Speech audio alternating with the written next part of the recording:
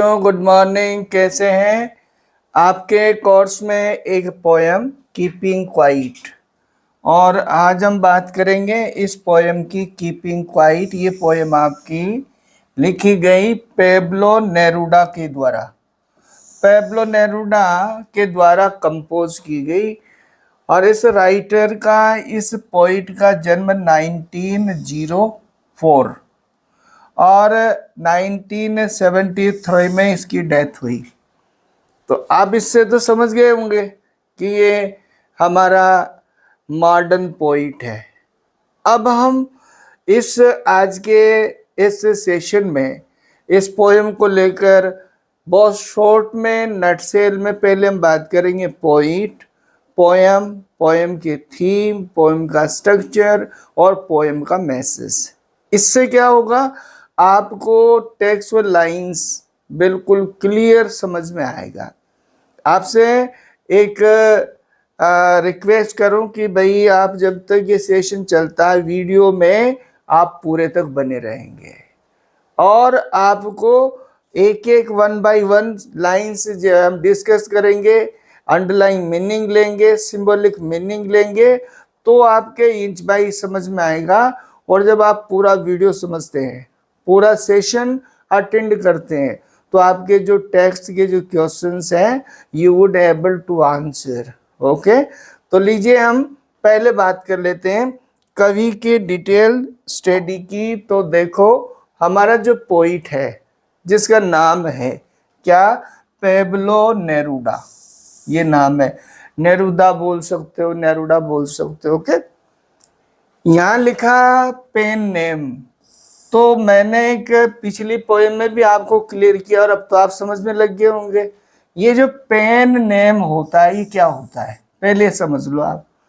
Pen name से मतलब है कुछ राइटर्स, कुछ पोइट्स ऐसे होते हैं जो अपना जो ओरिजिनल नाम होता है उस नाम से हटकर अलग एक लिटरेचर का, साहित्यिक नाम रख के उसके अंडर लिखते हैं। तो ये तो आपका हुआ पेब्लो नेरूदा नाम से जो पोएम आपके कोर्स में बच्चों, ये नाम क्या है, पेन नेम है।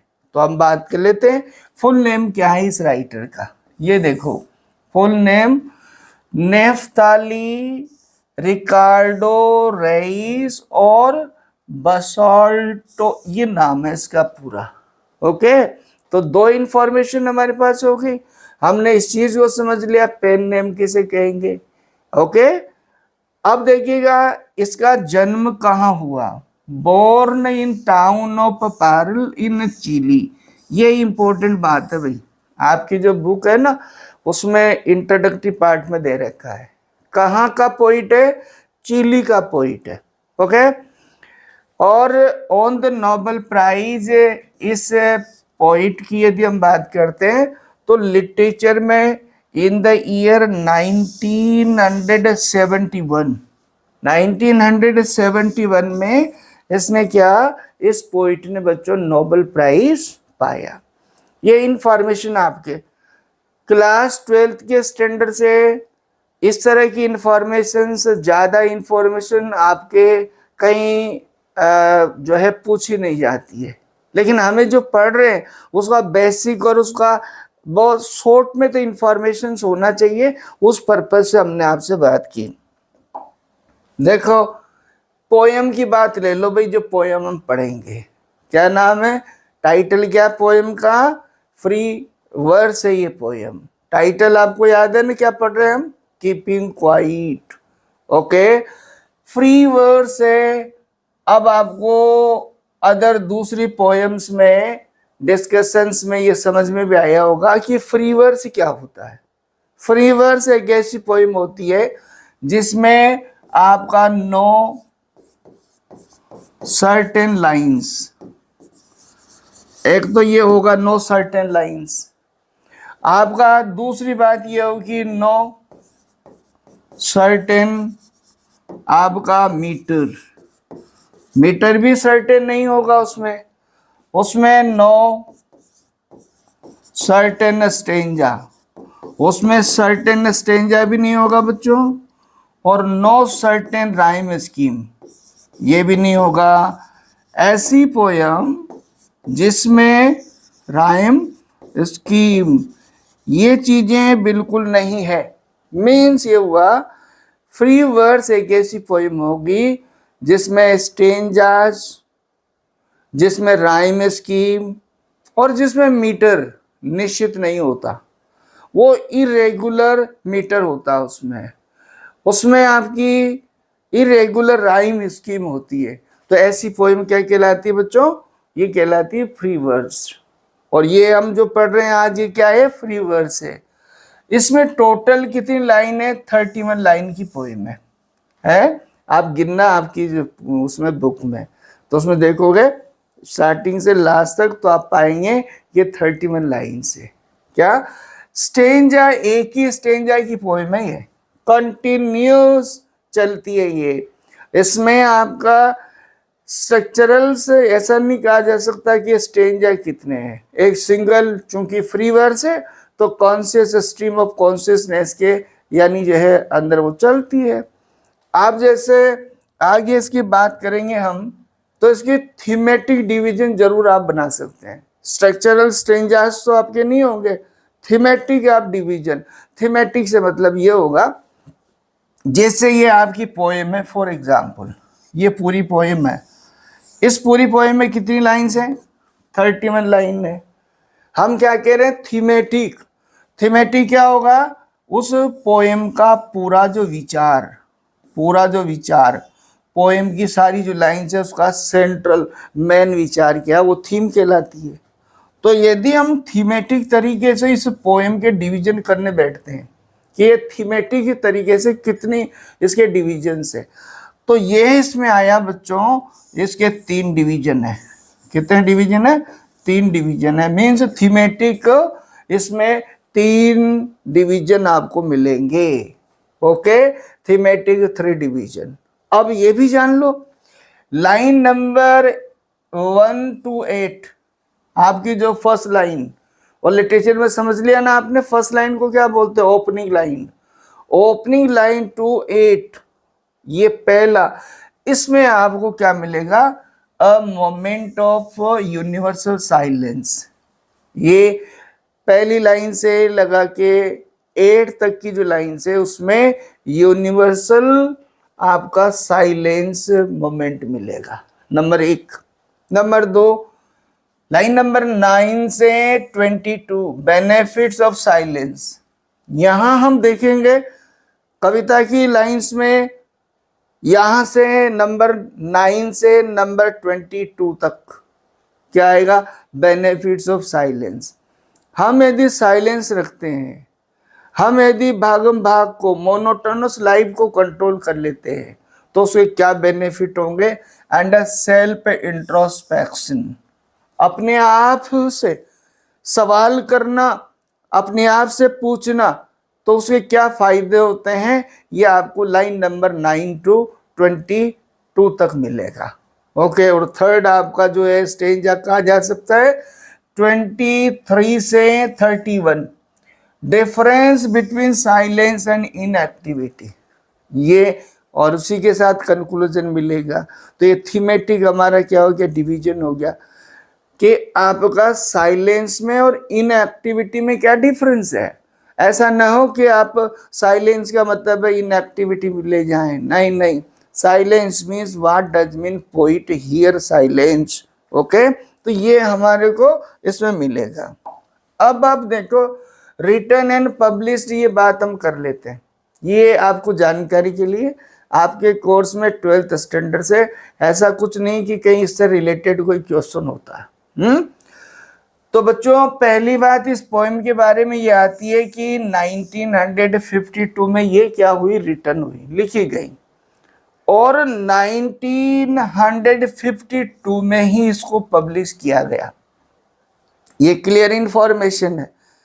लेकिन कुछ डॉक्यूमेंट्स में आपको इस तरह का भी मिल जाएगा कि 1965 से 1967 के अराउंड ऐसा माना जाता है कि शायद ये पोयम इस समय जो है लिखी गई, और फिर 1969 ये पोयम आपकी प्रकाशित हुई, पब्लिश हुई। तो मेरा तो बहुत सारे डॉक्यूमेंट्स और बहुत सारे लिटरेरी इंफॉर्मेशन के बाद आपके लिए इतना सा कहूँगा, ये और वाली इसको लेके आप कंफ्यूज ना हो, केवल मात्र आप ध्यान रखिए written in 1952 and publish in 1952, ये आपका ऑथेंटिक डॉक्यूमेंट है। एनसीईआरटी की जो बुक है, एनसीईआरटी भी इसी को मानती है, इसलिए आप ये इंफॉर्मेशन रखें। अब देखो ये जो पोयम है ये ओरिजिनली स्पेनिश में लिखी गई है, स्पेनिश लैंग्वेज में लिखी गई है, ये विषय ध्यान रखें। और इसको ट्रांसलेट किया है इंग्लिश में, ट्रांसलेटेड इनटू इंग्लिश, इंग्लिश में ट्रांसलेट किया गया इसको। और इस ट्रांसलेटर का नाम है एलास्टेयर और राइड, ये आपके इसका राइटर या ट्रांसलेटर का नाम है। ओके, ये इंफॉर्मेशन आपको बड़ी हेल्पफुल हो गई।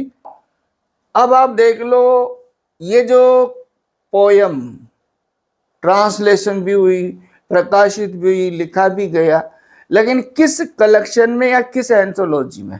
तो पोइट का एक स्पेनिश कलेक्शन रहा और उसका नाम है एक्स्ट्रावेगेरिया। एक्स्ट्रावेगेरिया नाम का जो कलेक्शन रहा उसमें इसको प्रकाशित किया गया। ओके, चलिए हम बात करते हैं। देखो अब सबसे मेन चीज जो है जिससे आपके सारे क्वेश्चंस के आंसर आप दे सकोगे, जिससे आप पूरी पोएम को समझ सकोगे, यदि थीम आपके समझ आ गया तो आप पूरी पोएम को समझ जाओगे। तो देखो हम बात कर लेते हैं थीम क्या है हमारी पोएम जिसको हम पढ़ेंगे आज। ओके, इस पोएम में बच्चों पोइट ओपाइंस, कवि अपना विचार रखता है। क्या रखता है?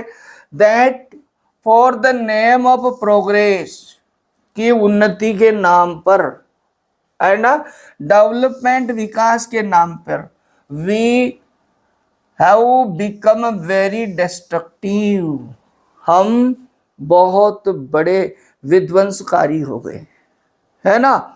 हम विकास के नाम पर क्या हो गए? विध्वंसकारी हो गए।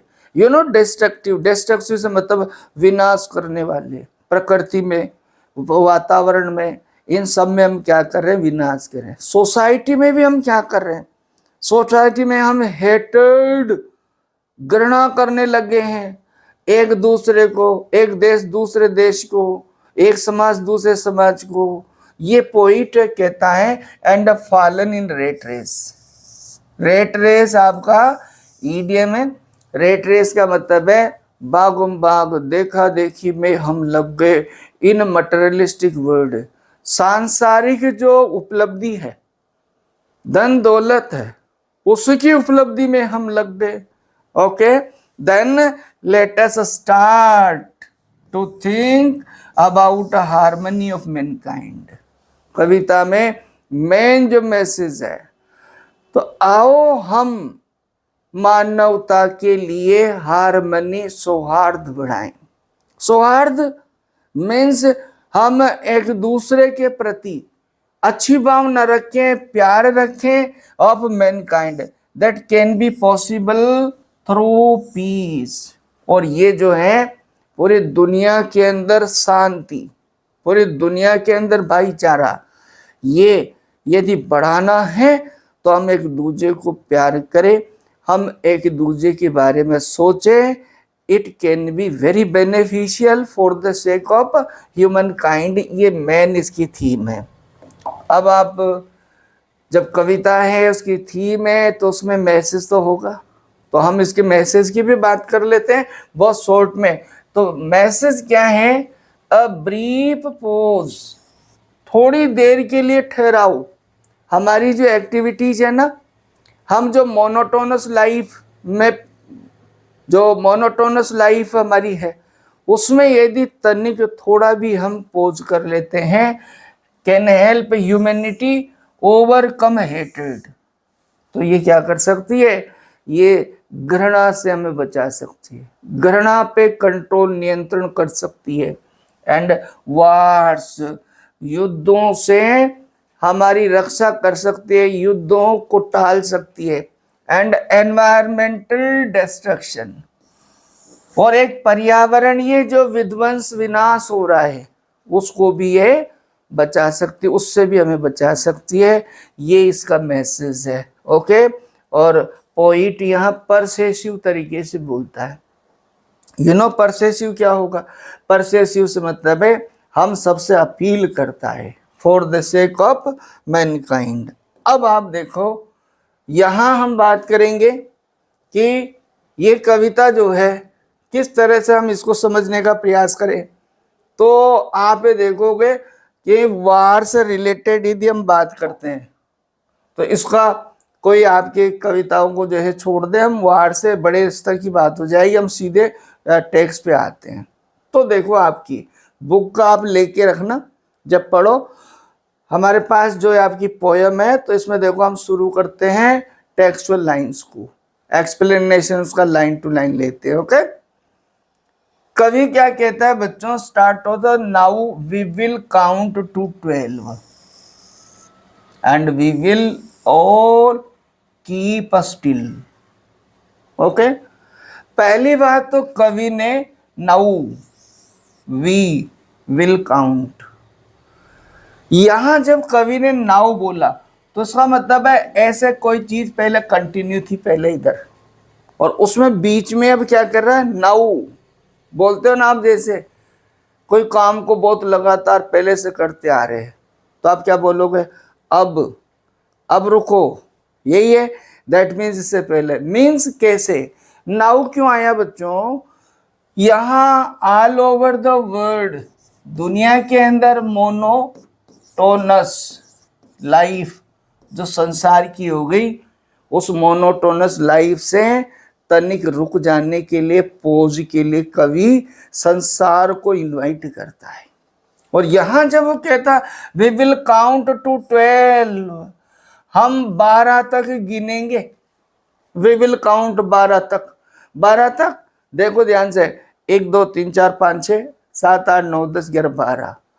इसका क्या मतलब हुआ? To count 12 means for a very short time, for a second, तनिक थोड़ी देर रुक जाओ, थोड़ी देर, जितनी देर 1 से 12 तक गिनती गिनूं तब तक, यानी रुको से मतलब मोनोटोनस जो लाइफ है, ये भागम भाग की जो जिंदगी है, जो ये डिस्ट्रक्टिव लाइफ है हमारी, इससे तनिक रुक कर सोचो।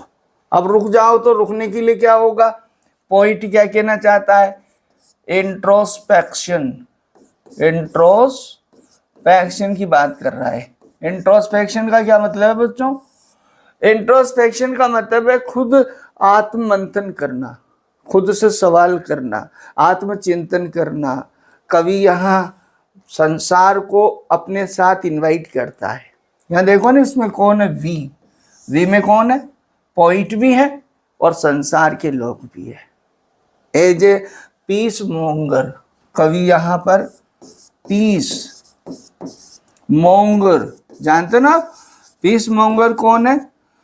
एक प्रकार से कह देंगे शांति दूत, शांति दूत के रूप में कवि यहां बात करता है और कहता है and we will all keep still, और हम सब, स्टिल का मतलब है नो मूवमेंट, थोड़ी देर के लिए हम कोई गति नहीं करेंगे, कोई मूवमेंट नहीं करेंगे।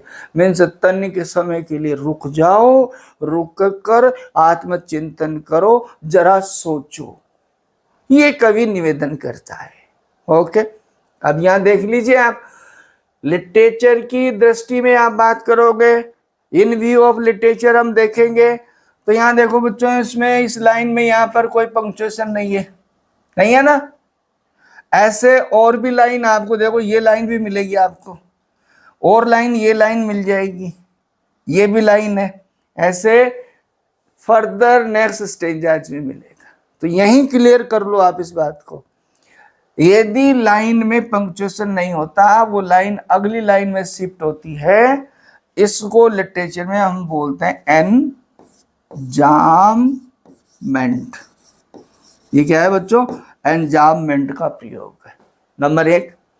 दूसरा यहाँ देखो, यहाँ आया वी, डब्लू का साउंड है, विल डब्लू का साउंड है, इसमें भी वी डब्लू साउंड है, विल साउंड है, तो क्या हो गया, ये आपका एलिट्रेशन हो गया, आपका एलिट्रेशन भी इसमें प्रयोग हुआ है। समझ रहे हैं आप? अब यहां देख लो स्टिल, स्टिल का मतलब है रुकना, नो मूवमेंट। ये स्टिल आपका दो तरह से मीनिंग देगा ये, तो इसको आप क्या बोल सकते हैं, पनिंग एप्लीकेशन है ये, पनिंग। क्या एप्लीकेशन है? पनिंग एप्लीकेशन है। पनिंग किससे बना ये वर्ड? पन से। That means in a line when a word gives at a time two and more than two meanings. एक शब्द जब पंक्ति में दो या दो से अधिक अर्थ दे, शब्द एक ही होगा, उसके अर्थ और दो या दो से अधिक होंगे, लेकिन उसका मीनिंग वहां एप्लीकेशन कंटेक्चुअल तरीके से समझना पड़ेगा। यहां सील रुकना कैसे? एक तो मेंटल मानसिक तरीके से रुकना, और एक फिजिकल शारीरिक रूप से रुकना। ये दोनों चीजें आपको मायने रखना पड़ेगा, ध्यान रखना पड़ेगा। क्या कहना चाहता है? मानसिक तरीके से और शारीरिक तरीके से जो भागम हम कर रहे हैं, जो हमारी जिंदगी में बहुत ज्यादा भी है, फॉलन इन रेट रेस। कवि कहता है हम 12 तक गिनेंगे, we will count 1 2 3 4 5 6 7 8 9 10 11 12। That is very short time, और ये बहुत कम समय है, इतना सा। अब आपका यहाँ देखो 12 लिया, तो 12 क्या है बच्चों? ये सिंबॉलिक है। 12 अपने आप में क्या है? ये सिंबल है, सिंबॉलिक है। इसका सिंबॉलिक मीनिंग है 12 से मतलब 12 से नहीं है। 12 का एक मीनिंग आप तो सीधा आपके क्लास के स्टैंडर्ड से ये ले लीजिए, शॉर्ट टाइम। अदरवाइज इसके बहुत सारे हैं, जैसे मान लीजिएगा हमारे 12 घंटे का एक दिन होता है, 12 जो है महीनों का एक वर्ष होता है, 12 आपके जोड़िए यानी जो है राशियां होती है।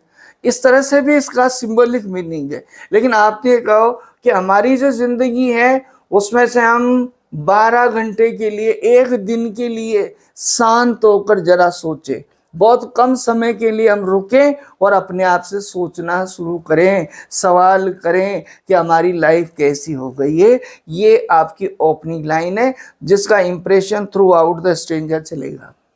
क्लियर? देखो, for once on the face of the earth, कहां?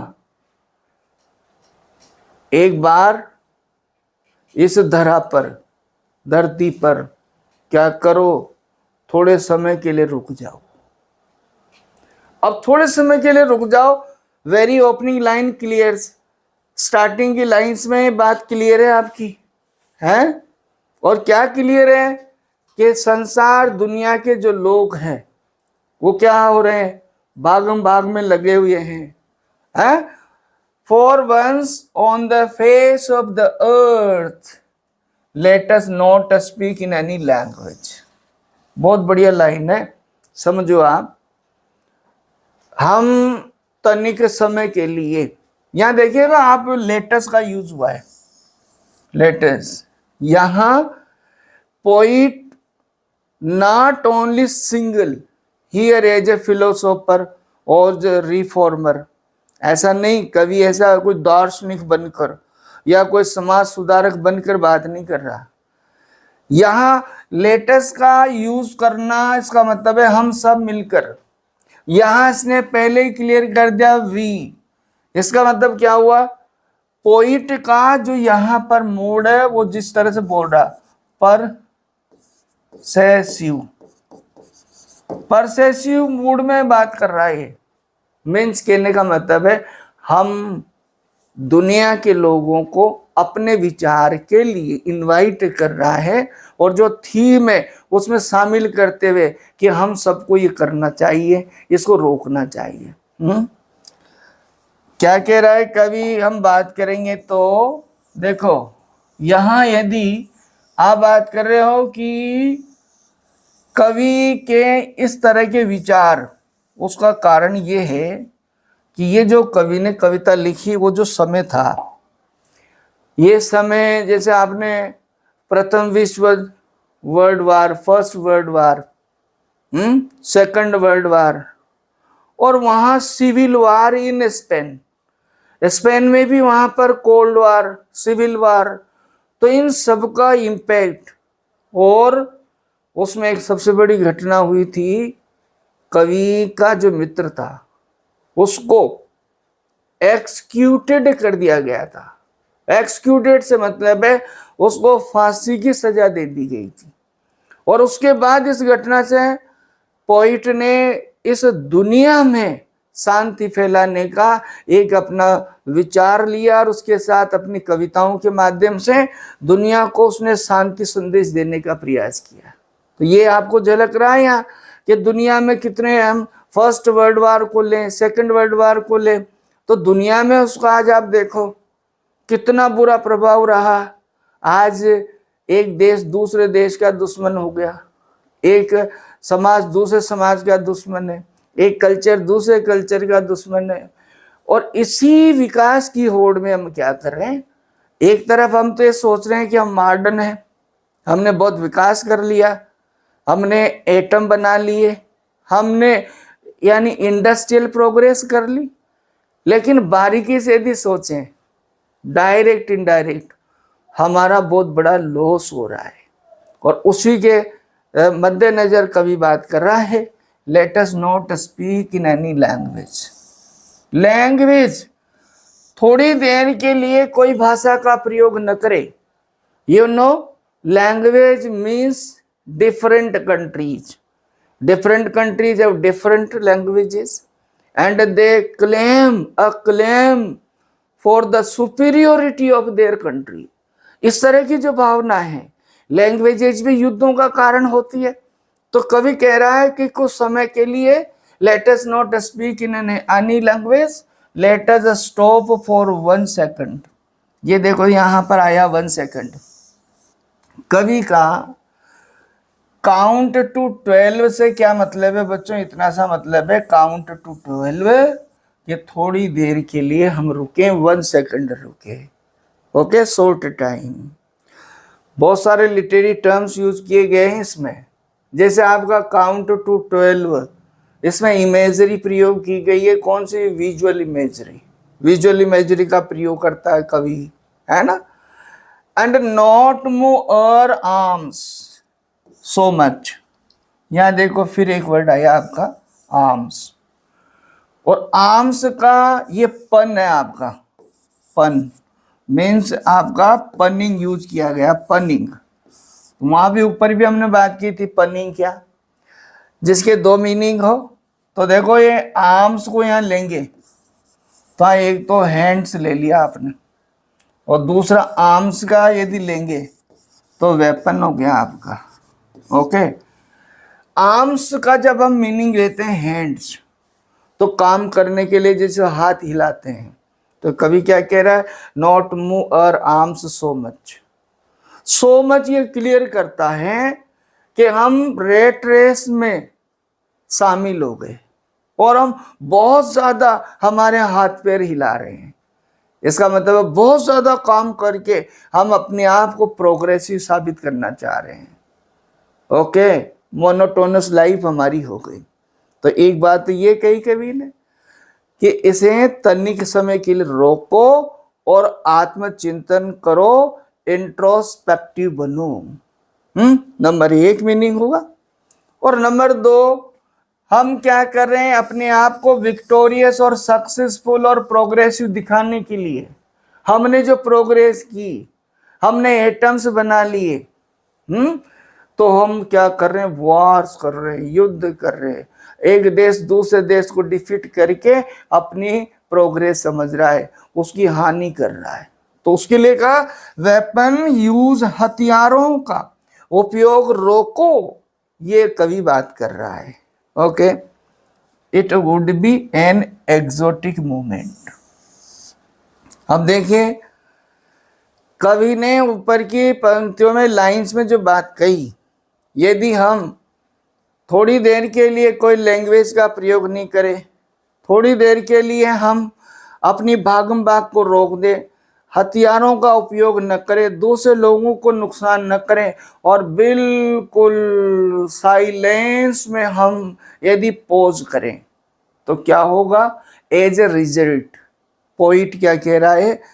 It will be exotic moment. और ये कैसा क्षण होगा?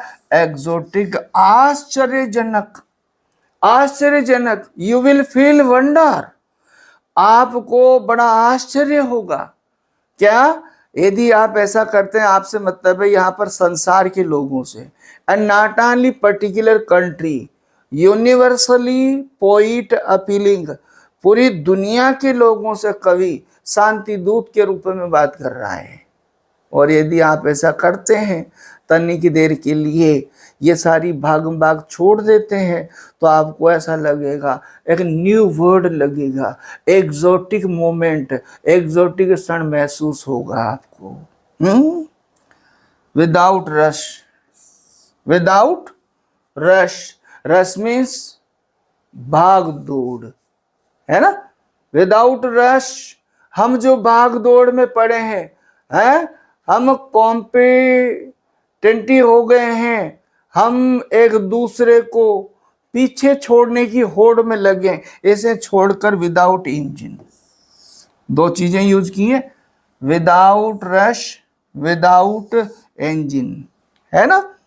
इसमें आप क्या कह सकते हैं? इसमें एनाफोरा भी कह सकते हैं आप।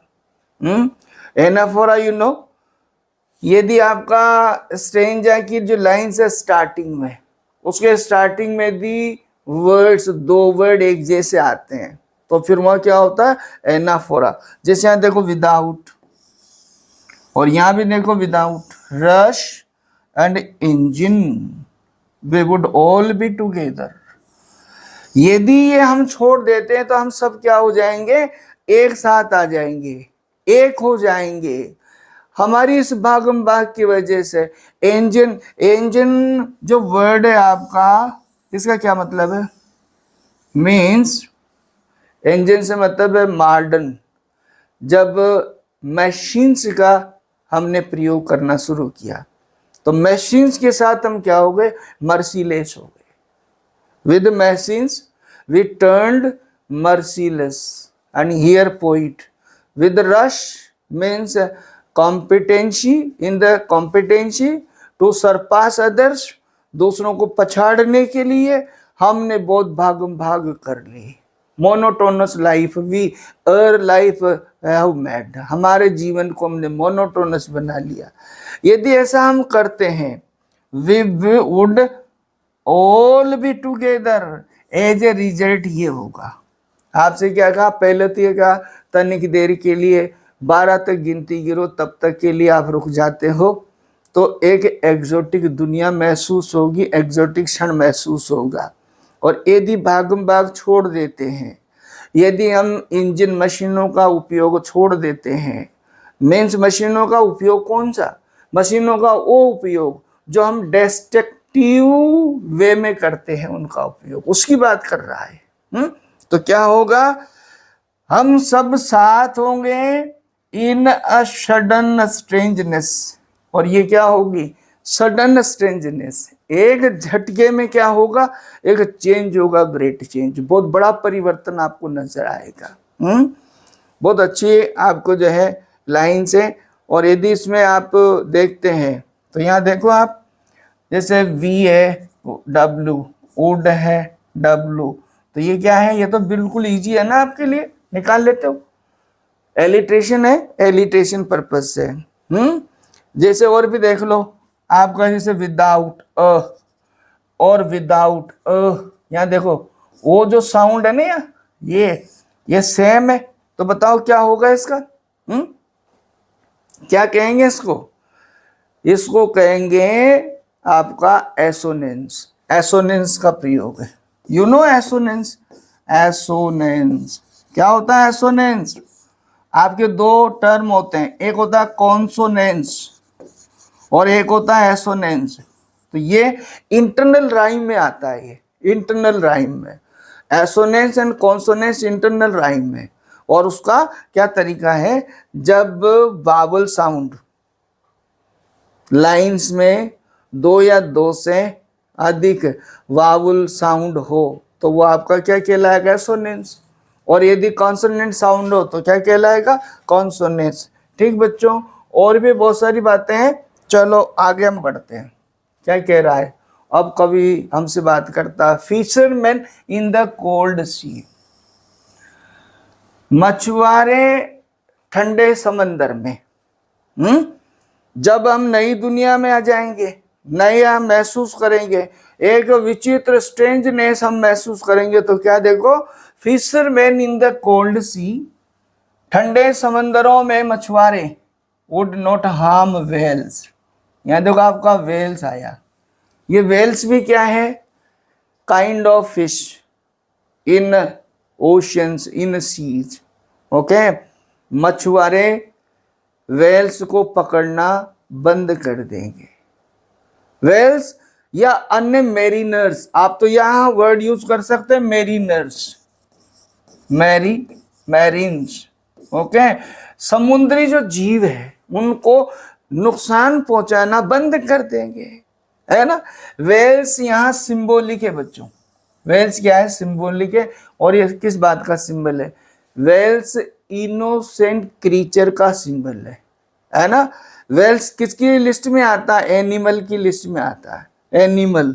ओके, इन्हें मारना बंद कर देंगे। And the main gathering salt, और वे मजदूर, नमक इकट्ठा करने वाले मजदूर, है ना, समंदरों में नमक मजदूर इकट्ठा करते हैं, कितनी परेशानियां उनको होती है। क्या होता है, would look at his heart hands.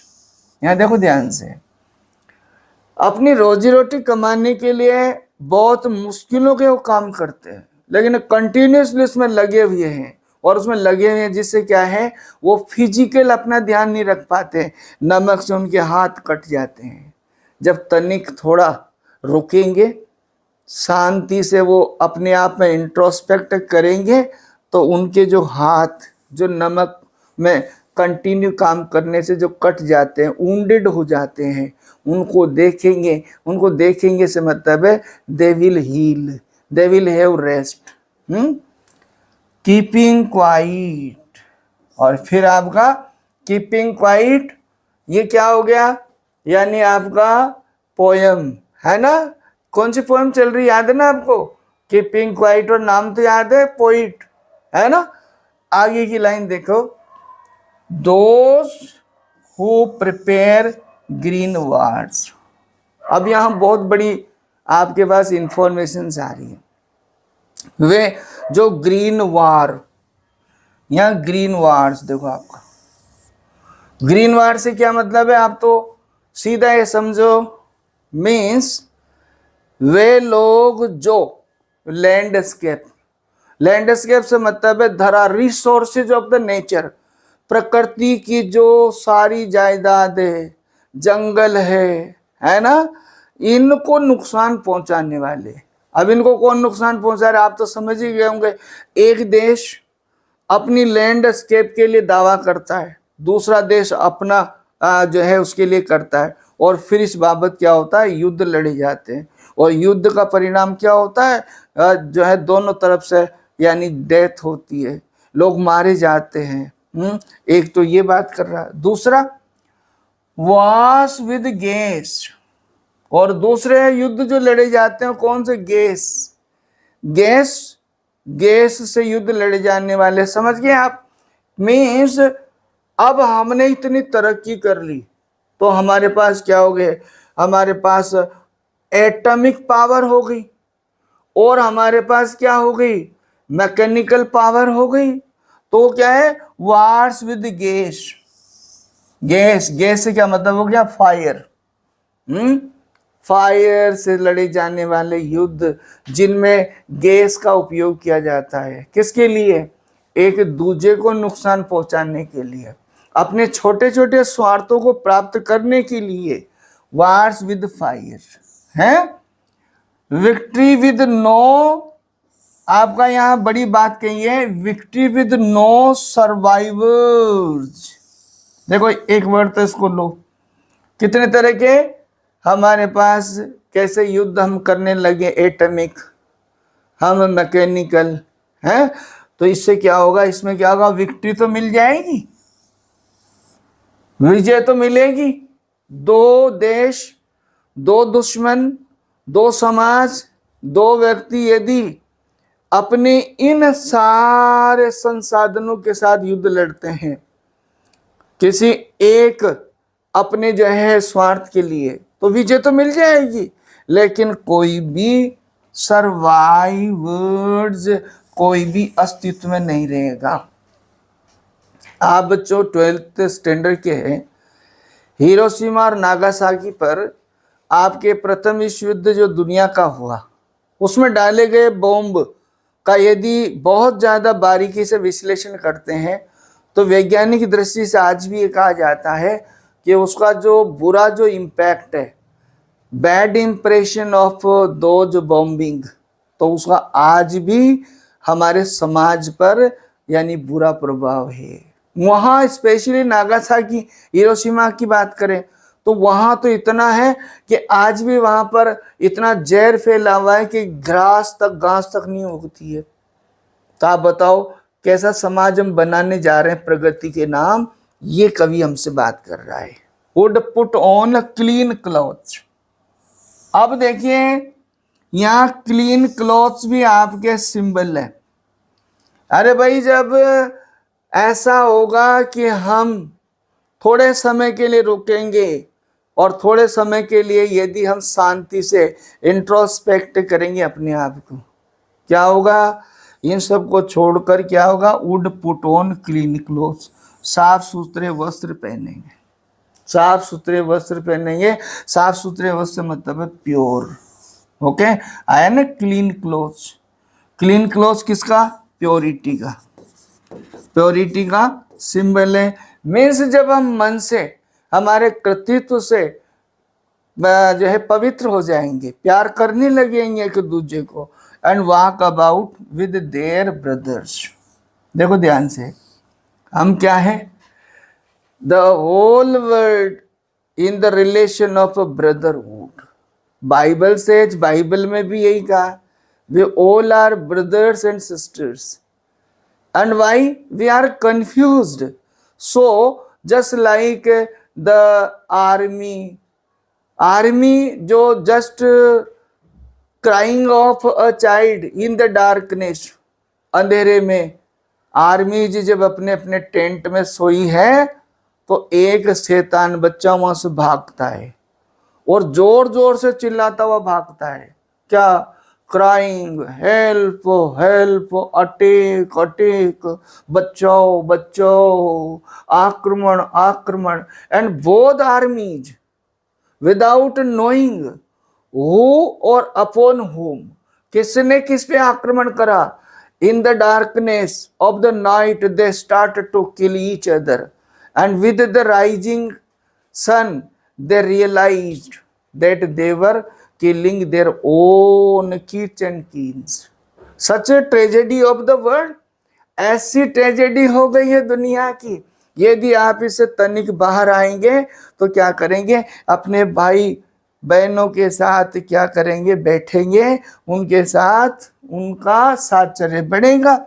In the shade, ये आया ना, in the shade doing nothing, है ना, in the shade doing nothing, in the shade doing nothing means कहने का ये कि छांव में बैठेंगे। doing nothing, या doing nothing का मतलब है कि ये नहीं है कि कुछ भी नहीं करना, ओके। यहाँ कवि ने कहा था ना कि भाई मेरा मतलब ऐसा नहीं है क्या कि बिल्कुल कुछ भी मत करो, इंजिन्स और ये इनको बंद कर देने का मतलब है, इसमें कंफ्यूज नहीं होना, don't be confused, no no no, I mean not totally inactive। मशीनों का प्रयोग करने की मना नहीं कर रहा मैं, ओके, मशीनों का दुरुपयोग, destructive side of the machines, okay, ये कवि का आशय है, ये कवि का मतलब है। ओके, आगे देखो, हम बात कर रहे हैं तो आपकी ये पोयम इस तरह से खत्म होती है। फिर देखो इसने यहाँ कहा आपका बिल्कुल क्या कह रहा है, देखो बारीकी से अब क्लियर कर रहा है उस चीज को। क्या क्लियर कर रहा है? What I should not be confused। देखो ऐसा है, मैंने जो ऊपर कहा उससे कंफ्यूज मत होना। कंफ्यूज क्या है मेरे, उसका मतलब आप गलत मत लेना। मैं ऐसा नहीं कह रहा कि मशीनों का उपयोग मत करो, मैं ये नहीं कह रहा कि उन्नति मत करो। देखो ना, व्हाट आई वांट, मैं जो चाह रहा हूं, should not be confuse, confuse मत होना, गलत मत लेना। क्या? विद टोटल इनएक्टिविटी, मैं टोटल इनएक्टिविटी की बात नहीं कर रहा। मीन्स कहने का मतलब मेरा ऐसा नहीं कि आप प्रगति मत करो, आप काम मत करो, ना ना ना ना। हमारा मतलब है don't be destructive, don't think to harm others for your own progress. आप अपने विकास के लिए दूसरे को नुकसान मत पहुंचाओ, इस धरती का नुकसान मत करो, इस धरती को नुकसान मत पहुंचाओ। और बहुत बड़े तरीके से क्या कर रहा है, life is what it is about. हमें सोचने पर आपको लगेगा लाइफ का जो उद्देश्य है, लाइफ किस लिए है ना? हमें सोचना, life is what it is about. किस बारे में हमें सोचना है? लाइफ का जो मेन जो मोटो है, what is use of our life, what we have to do in our life. When we try to be introspective, जब हम आत्मचिंतन करने बैठेंगे तो हमें समझ आएगा कि हमारी जिंदगी का परम उद्देश्य क्या है। यह तो परम उद्देश्य नहीं है कि आपने एटॉमिक पावर इन्वेंट कर ली, you are advance in atomic power and using to harm others, और दूसरों को नुकसान पहुंचाने के लिए ये कवि बात कर रहा है। ऐसा नहीं कि टोटली नेगेटिव की बात कर रहा है। I want no truck with death, मेरा मौत से कोई लेना देना नहीं है। यहां पर यह है, कवि कह रहा है want no truck with death, death से, मौत से मेरा कोई लेना देना नहीं है। मैं आपको ये बात, इन एक्टिविटी की बात नहीं कर रहा। मैं जो बात कर रहा हूं उसको उसी व्यू में लिया जाए, कंफ्यूज न हो। If we were not so single minded, यहां देखो कवि ने क्या बोला, conditionally. If we were not so single minded, यदि हम इतने सिंगल माइंडेड नहीं हुए होते, है ना, तो एज ए रिजल्ट क्या होता? इसका मतलब क्या हुआ, ये दुनिया के अंदर जितना भी ये दुश्मनी है, ये दुनिया का जो ये बुरा हाल है, ये किसकी वजह से हुआ? Due to our single mindedness, हमारे स्वार्थी होने की वजह से आया ना। Single minded, so single minded. और यहाँ पर आप देखो, सो है, सिंगल है, ये वह है, वी है। मैं बहुत सारे आपके इस तरह से बात नहीं कर रहा क्योंकि आपको सब अच्छी तरह से आता है, आपको दिख रहा है, एलिट्रेशन प्रयोग कर रहा है? सिंगल माइंडेड मीन्स स्वार्थी नहीं हुए होते about keeping our lives moving. Our lives moving means हमारी जिंदगी को बहुत ज्यादा प्रोग्रेसिव बनाने में, हमारी जीवन को इतना एडवांस बनाने में, यदि हम इतने स्वार्थी नहीं हुए होते, and for once could do nothing, for once could do nothing, तो ये इतना नुकसान नहीं हुआ होता। कितना नुकसान नहीं हुआ होता? हमने क्या हुआ, we have charted the earth, the face of the earth, हमने धरती माँ को बांट दिया। हमने धरती को नुकसान पहुंचा दिया, न केवल नुकसान पहुंचाया, इसके रिसोर्सेज को हमने खत्म कर दिया। क्यों? इंडस्ट्रियलाइजेशन, अर्बनाइजेशन, मॉडर्नाइजेशन, इसकी जो स्पीड है, इसके नाम पर हमने क्या करा, इनको नुकसान पहुंचा दिया। परहैप्स, कवि बात कर रहा है, देखो ध्यान से, perhaps a huge silence might interrupt this sadness. केवल कवि एक डिसाइडेड डिसीजन तो नहीं दे रहा, he is speaking A probability. In probability में बोल रहा है कि शायद आप मेरी बात को माने या न माने, बट पोइट ओपाइंस, कवि ये कह रहा है, क्या कह रहा है? Perhaps a huge silence might interrupt this sadness. शायद एक ह्यूज, ह्यूज का मतलब है विशाल, साइलेंस, साइलेंस मीन्स शांति, माइट इंटरप्ट दिस सैडनेस, शायद ये लंबी शांति ही इस दुख को मिटाए। लंबी शांति किसको? कवि ने अनुमान लगाया, और क्या अनुमान लगाया कि यदि ऐसा ही चलता रहा तो हो सकता है संसार में, पूरी दुनिया में मानव जाति खत्म हो जाए, है ना। ये जो सैडनेस है, ये जो दुख है ना, शायद ऐसा ही चलता रहा, of never understanding our self. देखो ये कह दिया, एक दूसरे को नहीं समझना, we are not trying to understand each other, and of threatening ourselves with death. और अपने आप क्या है, आज हम अपने आप को ही थ्रेटनिंग, धमकी दे रहे हैं। किसकी? हम मौत के कगार पर खड़े हैं, very close to the death. हमने ऐसी supreme powers, energetic powers, gas, bomb, ये ले तो लिए हमने, मैकेनिकल हो तो गए, लेकिन इसका क्या हुआ? हम every moment on the bed of death, मौत के कगार पर खड़े हैं। शायद कभी ऐसा हो कि पूरी दुनिया इस मानसिकता से खत्म हो जाए, तब शायद ये दुख खत्म हो। मीन्स इसका ये मतलब है, let us B forward with open arms to be armed into each other's arms to have brotherhood। ये यहाँ कवि ने बात की। फिर आगे देखो, अब हमारा लास्ट स्टेज है ये, और इसका कंक्लूजन है।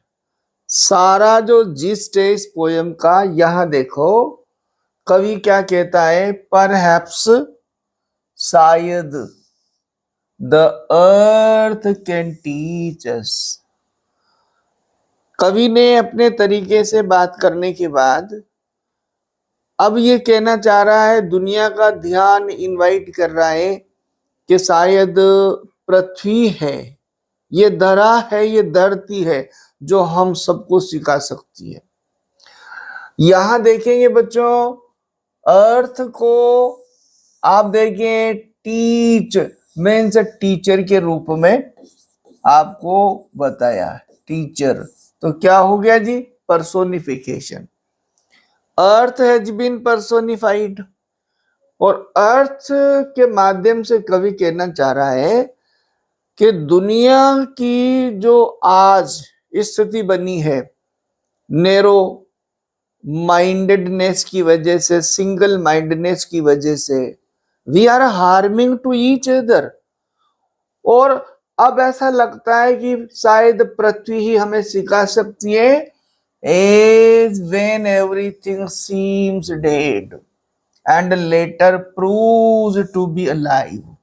यहां कवि क्या कर रहा है, एक concept relating to the earth, धरती के माध्यम से एक कंसेप्ट देकर बात करना चाहता है कि जिस तरह से पृथ्वी शांत है, पृथ्वी हमेशा शांत रहती है, और इसमें दो तरह के, जो जैसे आटम है और जैसे स्प्रिंग है, दो चीजों से हम लेंगे ऑटम और स्प्रिंग। ऑटम में क्या रहेगी, ये पृथ्वी जो है बिल्कुल शांत रहती है, हर चीज इसमें दफन होती है। ये किससे, ये आपका इससे रिलेटेड हो जाएगा डेड से। मीन्स ऐसा लगता है कि पृथ्वी जैसे तो डेड है, डेड से मतलब यहाँ पर शांत रहती है और सारी चीजें जो है दफन रहती है। और जब बसंत का आगमन होता है, अराइवल ऑफ द स्प्रिंग, तो सारा स्प्राउट आउट होता है, मीन्स जीवन का सृजन होता है।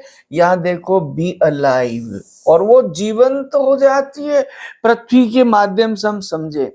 इसी तरीके से कवि जो कह रहा है वो ये है कि हम शांत रहेंगे तो हमारा एक नया एग्जोटिक दुनिया मोमेंट स्टार्ट होगा, and we start to feel alive, हम जीवंत, फुल ऑफ लव महसूस करेंगे। Now I will count up to 12। अब मैं 12 तक गिनता हूं। बच्चों ये फर्स्ट लाइन जो है उसको रिपीट किया, और इसको लिटरेचर में क्या बोलते हैं, इसको बोलते हैं रिफ्रेन। क्या बोलेंगे, रिफ्रेन का यूज करता है कवि, और कहता है मैं फिर 1 से 12 तक गिनता हूं। 1 2 3 4 5 6 7 8 9 10 11 12 इतना गिनता हूं। और सिंबॉलिक हमने 12 को लिया for very short time, for a second, इतना सा। एंड यू कीप क्वाइट, शांति रखो, मीन्स शांत रहो, साइलेंस रखो। एंड आई विल गो, कवि यहां पर क्या कहता है, यू कीप क्वाइट, यहां क्या है, ऑप्टिमिस्टिक, ऑप्टिमिस्टिक है। पोइट होप्स, कवि जो है उम्मीद करता है दुनिया से कि शायद मेरी बात का तुम फॉलो करोगे और शांति बरतोगे। एंड आई विल गो, यहां आई विल गो और मैं चला जाऊंगा, ट्रांसलेट तो ये हुआ, लेकिन दैट मीन्स ये है I will be successful in my mission. And poet's mission is, कवि का मिशन क्या है, कवि का मिशन है to teach harmony on this earth, to teach, to maintain harmony on this world for the sake of human kind.